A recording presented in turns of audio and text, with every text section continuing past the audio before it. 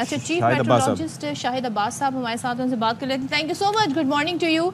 शाहिद साहब, जरा बताइएगा, अब जो प्रेडिक्शन है 27 के लिए भी यही प्रेडिक्शन थी, 28 के लिए भी थी, आज 29 हो गई, और जिस रफ्तार से बताया जा रहा है सिस्टम ये बढ़ रहा है आगे बारिश का, 10 से 15 किलोमीटर की रफ्तार, तो ये क्या आज के दिन हम देखेंगे जो बताया गया है, बारिश होगी, ज़्यादा बारिश होगी, आंधी तूफान, ये सारी चीज़ें बताई गई हैं? अगले 2 दिन रहेगा, लेकिन बारिशें जो है जब वो इंटर हुआ साउथ ईस्ट में तो उसमें तो बड़ी अच्छी बारिशें थी। आज जो 24 आवर की जो बारिशें आज सुबह 8 तक मीरपुर खास में 143 मिलीमीटर है, बदीन में 112 है, शोर में 81 है, मिठी में 70 है, हैदराबाद में 63 है और टंडोजाम में 61 है। तो ये इन इलाकों में बड़ी अच्छी, हैदराबाद में 53 है और इन इलाकों में बड़ी अच्छी बारिशें हैं। जो ये आगे स्वीप कर रहा है अगले जो 48 घंटे हैं, इसमें से ये आगे आएगा तो कराची समेत बाकी इलाकों में और बलोचिस्तान में बड़ी अच्छी बारिशें देगा। और ये कल और परसों का दिन तो है, और इसमें से ये आगे जैसे जैसे स्लोली बढ़ रहा है और उधर अच्छी बारिशें दे रहा है, बल्कि 100 से ज्यादा मिलीमीटर बारिश होना तो काफी हैवी बारिश है। तो ये अगले 2 दिन जो है इसका रहेगा, उसके बाद फर्स्ट ये क्लियर हो जाएगा। तो ये अभी तो उसके खतरात बिल्कुल आगे बढ़ रहे हैं और मौजूद है। अच्छा, मुझे ये बताइएगा शाहिद साहब कि अभी कह रहे हैं कि 260 से 270 किलोमीटर के फासले पे है, जिस रफ्तार से ये बढ़ रहा है, तो ये लैंडफॉल कब कर सकता है, या लैंडफॉल करेगा, या बस अतराफ में ही बरसातें होती रहेगी? नहीं, इसका कुछ पोर्शन समुद्र में और कुछ लैंड पे, ये इसी तरह वेस्ट की तरफ बलूचिस्तान की तरफ मूव कर जाएगा। तो लैंड पे तो है, तो इसीलिए तो ये बारिशें दे रहा है। 143 मिलीमीटर मीरपुर खास पे जो दी है इसने बदीन में और बाकी इलाकों में शोर वगैरह में। तो ये आगे जो है अगले 48 घंटों में ये आगे स्वीप करके पाकिस्तान में आ जाएगा और इंडिया से कल से निकल जाएगा, और फिर एक दिन जो है अगला वो पूरा पाकिस्तान में होगा और बलूचिस्तान के अजला में आज रात से जो है उधर भी इफेक्ट करना शुरू कर देगा। बलूचिस्तान में अच्छी बात है। अच्छा, और हम जरा कराची की स्पेसिफिकली बात करें, क्या पहले तो प्रेडिक्शन थी कि 27 से 30 अगस्त तक, ये क्या एक्सटेंड हो सकता है जिस रफ्तार से ये आगे बढ़ रहा है? जी बिल्कुल, अगले 24 घंटों में ये बारिशें कराची तक पहुंच जाएंगी और फिर वो आगे फिर 36 से 48 घंटे तक ये कराची से निकलेगा।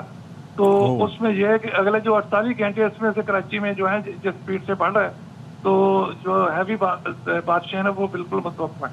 अच्छा, तो वैसे अब जो पहले आपकी प्रेडिक्शन थी 150 से 200 मिलीमीटर, अब भी यही प्रेडिक्शंस दी जा रही हैं? और दूसरा मैं ये जानना चाह रहा था कि ये जो बरसात होगी सिंध के इलाकों में एटसेट्रा, तो इससे फसलों वगैरह पर क्या असरात मुरतब होंगे, पॉजिटिव या नेगेटिव? देखिए, जो अब सीजन है ये वो सीजन है कि जिसमें से गंदम की कटाई के बाद अब सारी फसलें लग चुकी हैं, बल्कि बड़ी हो चुकी हैं। और सिंध के जो साउथ ईस्ट के इलाके हैं, इसमें हैदराबाद दूसरे में सब्ज मिर्च और प्याज बड़ी मकदार में लगता है। अगर ये बारिशें होती हैं तो ये प्याज की फसल को नुकसान पहुंचाएंगी और सब्जियां जो लगी हुई हैं उनको नुकसान पहुंचाएंगी। अच्छा। क्योंकि ये इतनी बारिश का पानी जो है एक आध दिन में खुश्क नहीं होता, अगर ये एक हफ्ता खड़ा रहता है तो उसमें तो सब्जियां जो है वो उनको बड़ा नुकसान पहुंचता है।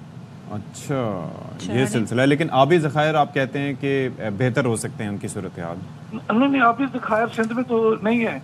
नहीं, वो तो पंजाब की साइड पे जो बारिशें हो रही हैं उससे उधर जो हो रही है वो इतनी नहीं है कि जैसे अब मंगला डैम जो कितनी भी तूफानी बारिश इसके बाद भी आ जाए तो नहीं बढ़ेगा। अच्छा। अभी तो वो 27 फुट 26 फुट खाली है और ऊपरले जो है उसमें से, और तरबेला में जो पानी जो एक हफ्ता पहले 3.5 लाख की उससे 1.5 लाख पे आ गया कूलिंग की वजह से।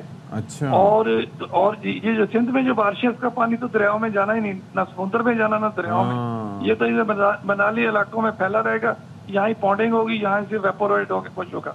और जैसे 2022 में हुआ था, अगर ज्यादा पॉन्डिंग हो जाती है तो इसको तो 6 महीने से ज्यादा लग जाता है। ये तो बड़ा कंसर्न है शायद साहब। वैसे कितना कंसर्निंग है कि ये एक ऐसा मसला है कि सिंध में कोई तरीकेकार ही नहीं है कि इस पानी को हम यूज कर सकें फॉर द बेटरमेंट, रिजर्व कर सकें। Thank you. दूसरा एक सिंध की जमीन की, सिंध की जो हमारे लैंड है उसके 2 फीचर, एक तो यहाँ स्लोप नहीं है, प्लेन है, और बल्कि वो जो सिंध की कुछ जिला की जमीन जो है दरियाओं, नहरों और समुद्र दोनों से नीचे है। और तीसरा ये कि ये जमीन पानी ज्यादा जज़ब भी नहीं करती जैसे पंजाब की या कुछ इलाकों, और स्लोप भी नहीं है।